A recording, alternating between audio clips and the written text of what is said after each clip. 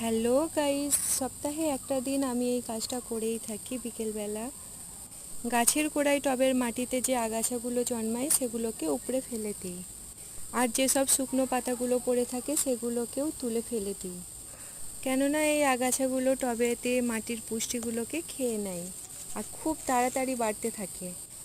সপ্তাহে একটা দিন এদেরকে উপড়ে যদি না ফেলে দিই তাহলে এদের রুটটাও খুব তাড়াতাড়ি বেড়ে ওঠে।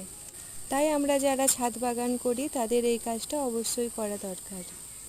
তাছাড়া গাছেতে যেসব ফুলগুলো শুকনো হয়ে যায় সেগুলোকে কেটে ফেলে দিই, যেন আরও বেশি ব্রাঞ্চ হয়ে যায়। আর যত বেশি গোলাপ গাছে ব্রাঞ্চ হবে ততই বেশি ফুল পাওয়া যাবে।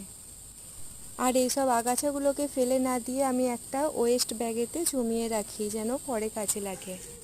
আর টবের মাটিগুলোকে এভাবে আলগা করে দিই যেন মাটির মধ্যে অক্সিজেন মিশে রুটের মধ্যে পৌঁছাতে পারে।